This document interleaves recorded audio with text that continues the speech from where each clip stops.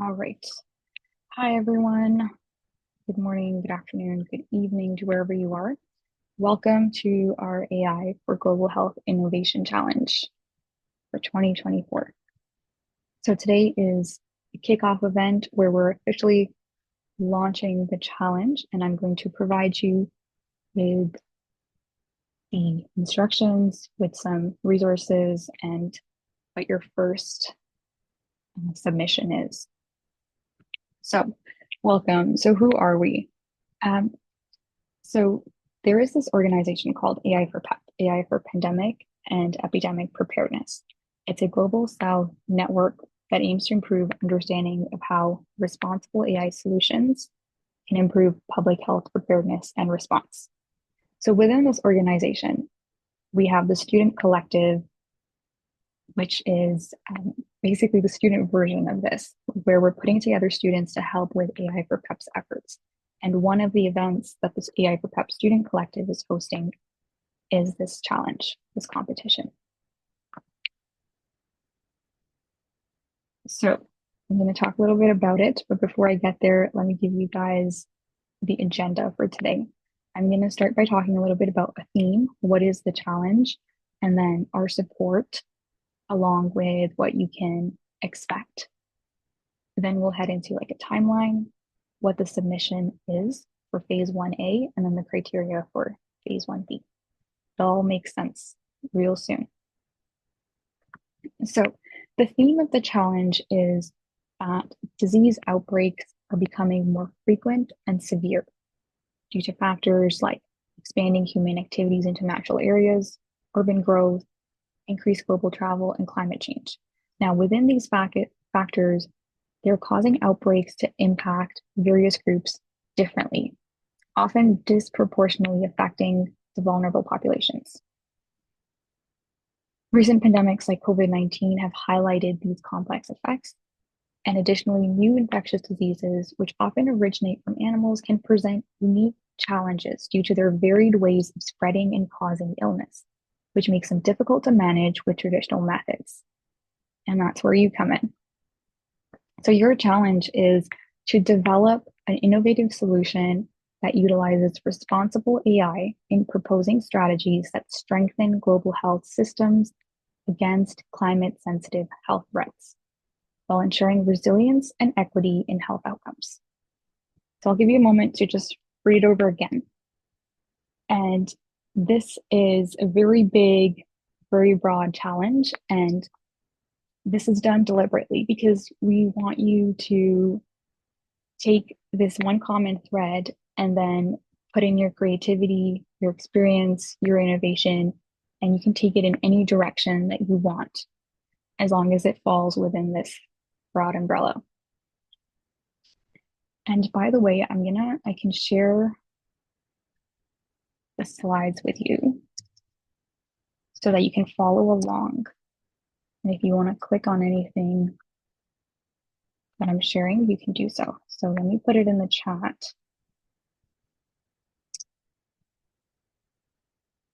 Okay. So moving right along. Students will, so this is kind of like the overview. You're going to generally develop a research question. Perhaps you want to identify a knowledge gap first. And you can also turn to our sub-themes, which are in one of those links, to figure out if you want something a little bit more specific than that big challenge. And then after developing that research question, you're going to collect and analyze data. So we're not expecting you to go out and survey people because you don't have enough time to do that. But we are expecting you to look online for publicly accessible sources and any data sets that you can find that can help you with answering your research question. So you're allowed to use any data source, as I said, online or in an academic peer-reviewed research paper. Then you're going to perform an analysis on that data to help you glean some insights that can provide more information or some solutions to that research question or that knowledge gap you identified. And while you're doing this, you want to consider the role of various factors. So what are like the political, socioeconomic, financial, biological, what are these different factors that come into place? As I said before, um, disease outbreaks are very complex. Like, what is the root cause? So the more you show that you've considered all of these things like affordability, accessibility, and so on, that's going to provide a more comprehensive solution. Next, you're going to formulate an innovative solution to strengthen climate sensitive health systems that's backed by analysis of big data. And lastly, so you've done all of this hard work in finding your research question, collecting, analyzing data, and now analyzing what are the other factors that can come into play that can affect what you found, and then formulating a solution. But now we want you to convert or translate all of that into a very concise, easy to understand video and abstract for anyone to listen to and be like, hey, I understand what's going on here. That's a great idea. So I'll talk a little bit more about these two items, but they shouldn't be lengthy at all. The video will be maximum 3 minutes and the abstract is maximum 250 words. And they should complement each other. So they're not just two different things, but they're more just the same thing in a different format.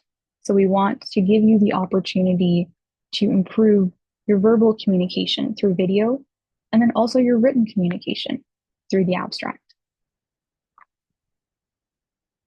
So what is our support to you through this challenge? So one, I've created a doc that has a curation of some relevant sources. So one concurrent event that we have going in the AI for Prep Student Collective or student lecture series. And we've had lectures so far that are highly relevant to this challenge. We've had Introduction to AI, we've had AI and governance, and then decolonizing AI. So when I talked about considering other factors like socioeconomic, financial, and so on, these lectures can help you gain a more comprehensive understanding that then you can incorporate into your solution. So the next piece is I went online, I found some free courses offered by Microsoft, Coursera, Udemy, and other big name websites that you can access if you are somebody who is just starting out in data science. And I think this is a great time to say the best team is one that's got a mix of everyone. We want to have people from data science, but we need people from the health sciences. We need people from the professional fields or graduate students, undergraduate students. We need people with diversity in thought. And the more diverse your team is, the more likely you are to be more comprehensive in your approach and to have considered more perspectives when you're formulating a solution. And the other piece is that this challenge is a great learning opportunity. So once you're here, you can go explore, and maybe this is your starting point into data science, your starting point for an opportunity for you to develop those communication skills, which are going to be so important in your careers. So you can go ahead and check out that document, and then guidance on data collection. So we've also curated some data collecting tips and just some data sets to start you off. These are openly accessible data sets from such as the World Health Organization and so on. The third piece is having access to an advisor. So we thought about having a mentorship program, but then we realized we don't have your sub-themes or the specific piece that you want to focus on. So it might be best if you're able to identify your own mentor who can provide you specific guidance on what you are interested in and not really like a general guidance.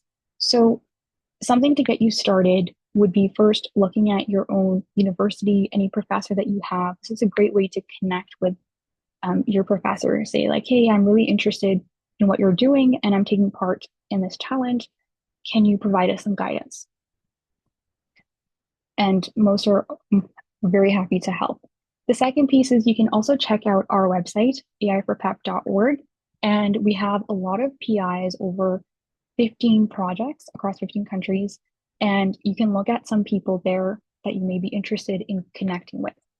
I also posted our LinkedIn or Global South AI for PEP network. You can go on there and it's very much a network of like-minded people. And so you can try connecting to people there as well. Next, for communication related topics, I have opened up a Calendly link if you want me to listen to your video or help with your written pieces. While I can't provide specific feedback, I can give you some general guidelines. If you have a question on like, how can I be more concise? How can I present better? Or how should I format my visuals? I can provide you some guidance on that, and I'm happy to help.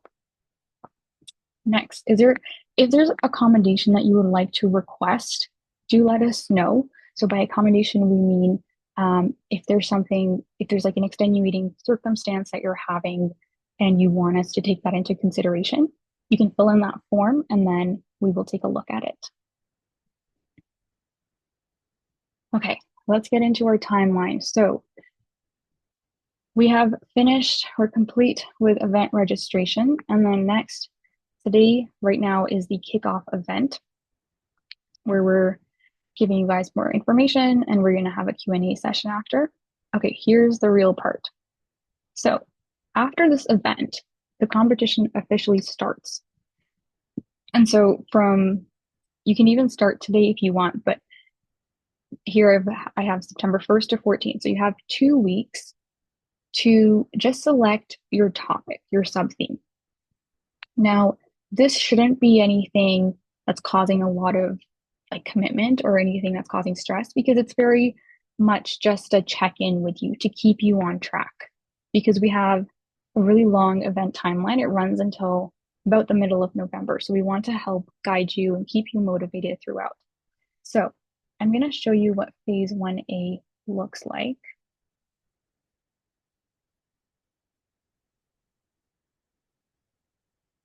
Give me a second.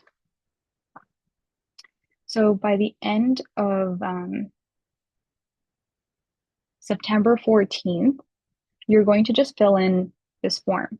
All it is, it's going to be the name of the team lead, your email address, and then which sub-theme do you want to select for your innovative solution. So what I recommend is that you look at the challenge and you go over here. You can go to this page and see these are the 6 sub-themes that we have identified to help you be more specific and narrow those down. So, for example, is your solution part of predictive analytics for disease outbreaks?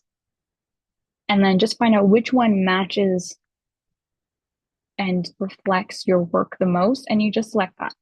That's all phase 1A is. It's very simple, and it's just to keep you on track. So moving back, that's what we have here. And then, by the way, in this time, if you already have selected your sub-theme, you don't need to wait until the 14th. You can get started on your data collection. You can get started on analyzing. Like, you can work at your own pace. This is just like this is like a check-in or like a point or piece that we want to be updated on how it's going for you.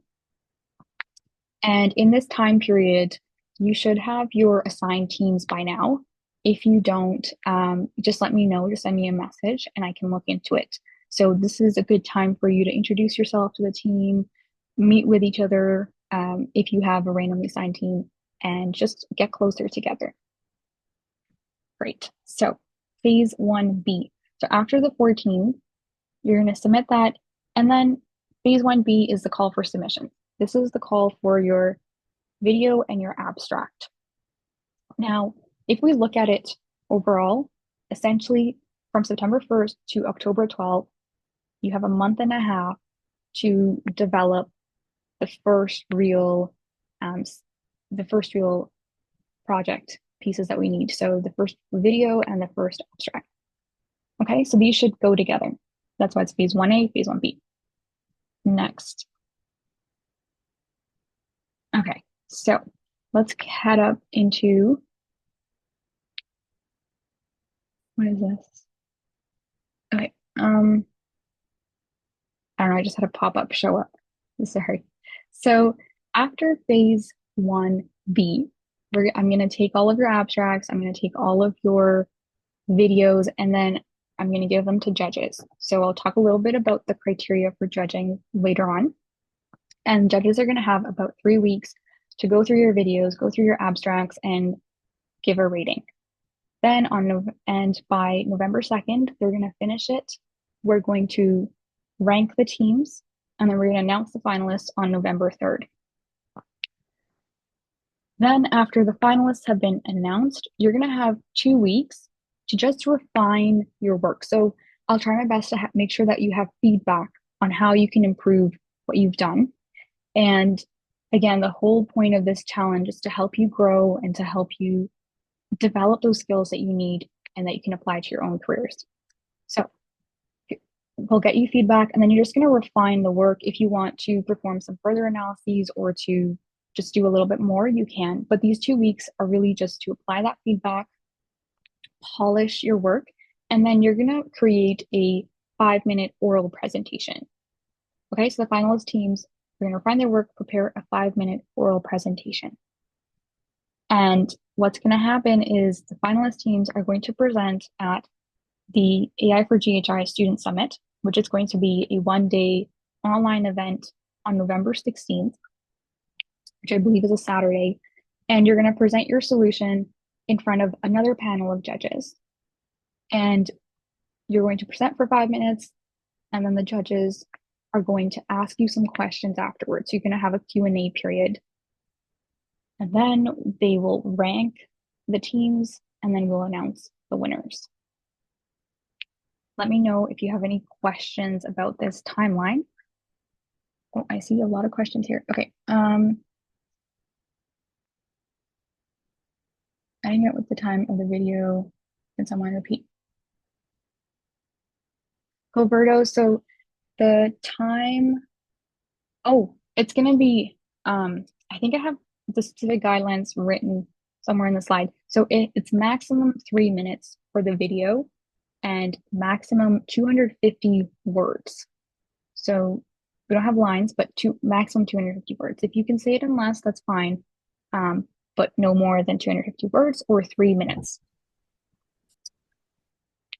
MD, sorry, I have a question. Is there a specific type of video requested, or the normal video where we present our idea? So there's no restrictions on what kind of video it is. So it's up to you. I want this to be something that you decide. So for example, you can create a slideshow like I have here, and you can have each team member read a slide. What was the background? What was the methodology? What was the discussion? What's the conclusion? That's one way you can do it. If you want to record yourself, you can be in front of, like, I don't know, a whiteboard or something, and you can talk about, this is the issue, this is what we're solving. But the key pieces are, again, you want to flesh out in a systematic way, what is the background? What is the knowledge gap you've identified? What is your approach? What's the methodology? What are your results? What did you find out? Then discussion of results and conclusion. So you want to have at least those elements somehow incorporated in your video.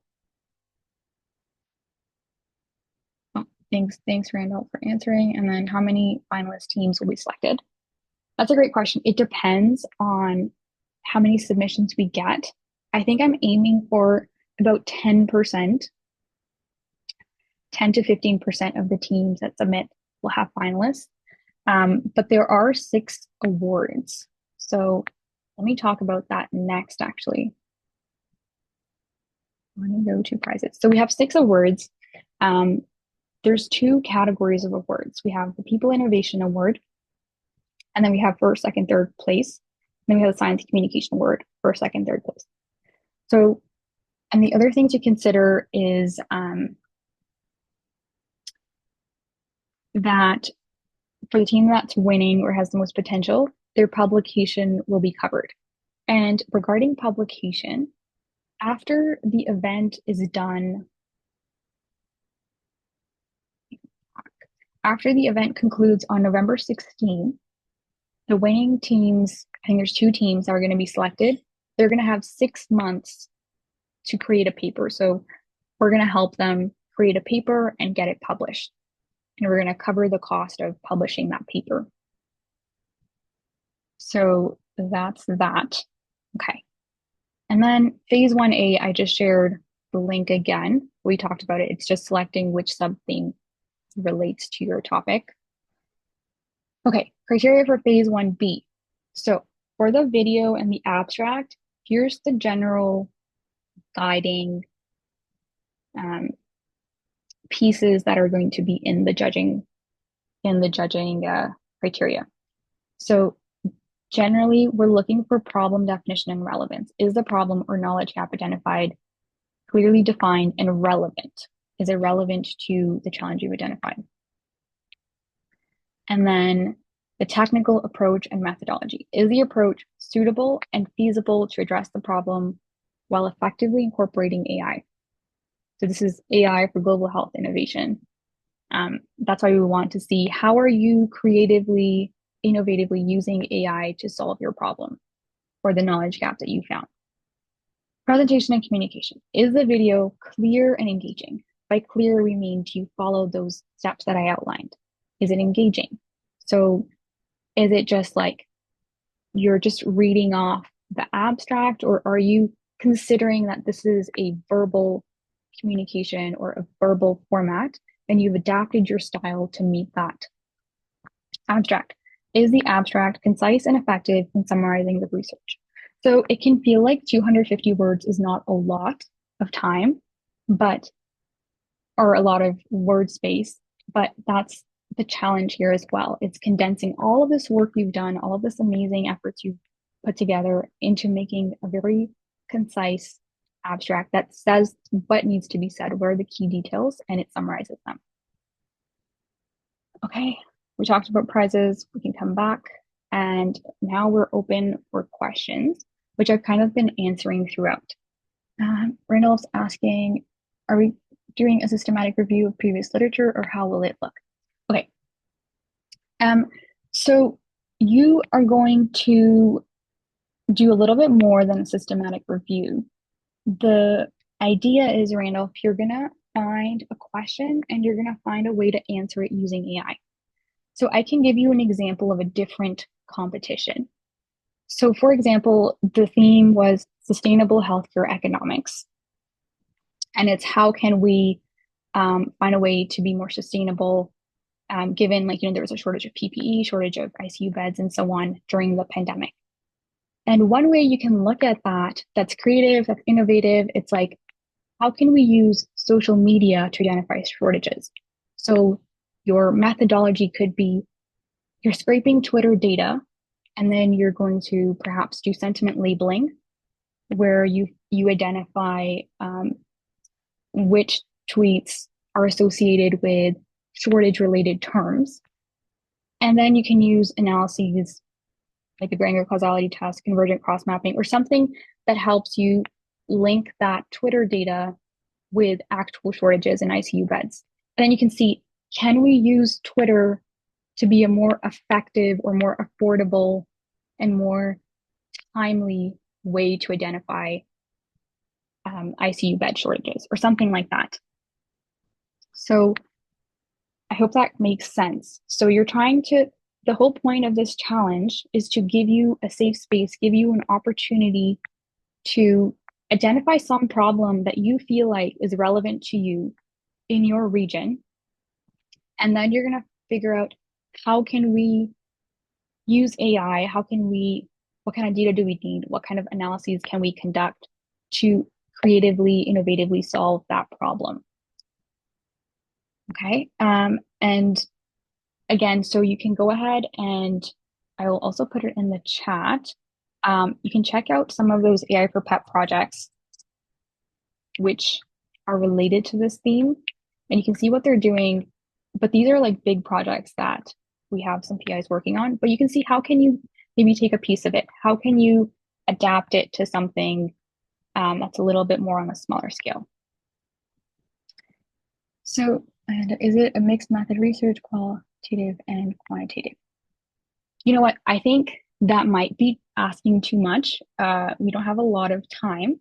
So you can, it's again, it's up to you. The reason that challenge is so general and it's so broad is because we want you to be creative and have and take it any way you want, but also keep in mind the time frame that you have. You don't have a lot of time, but within this time frame, what can you achieve?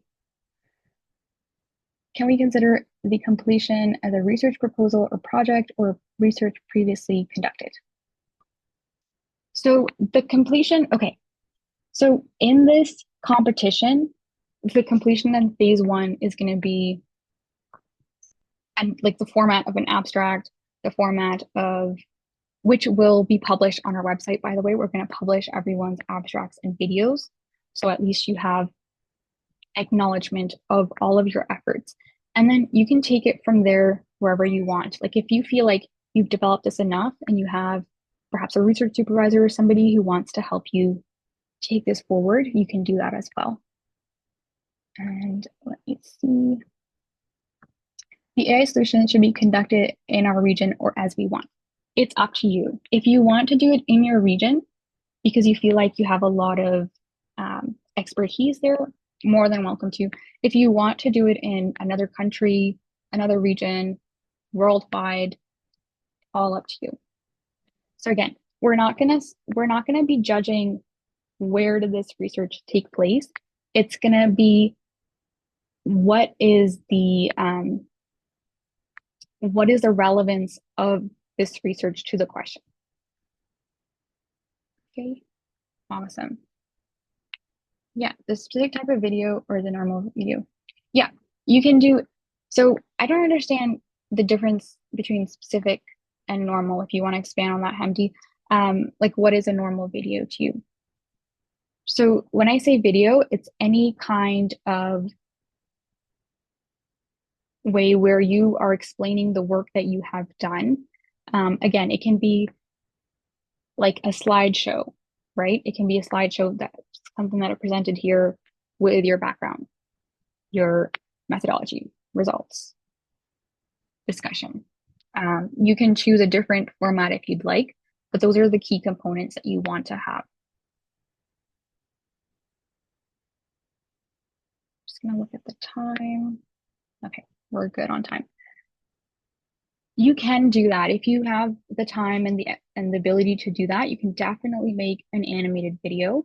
But again, I think the real focus is going to be on the content of the video. But definitely, if you do make it animated, it's going to help with the engaging aspect, right? It's going to make it engaging for somebody to listen and to better understand it. So, yeah, you can totally go for that.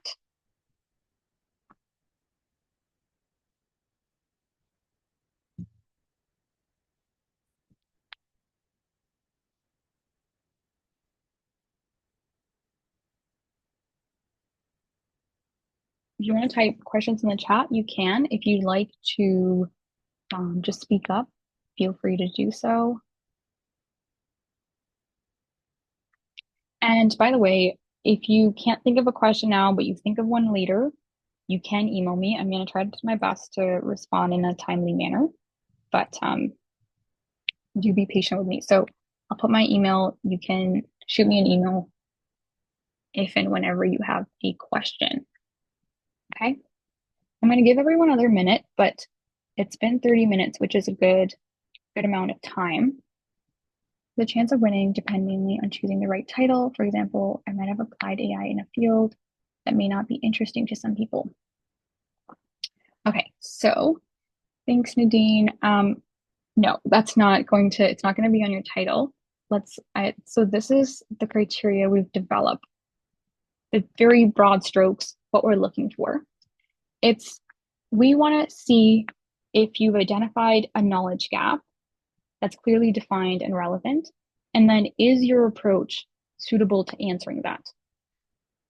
But I will say, make sure that it's within the challenge within the scope of the challenge question that the challenge theme that we have shown earlier, which I can go back to.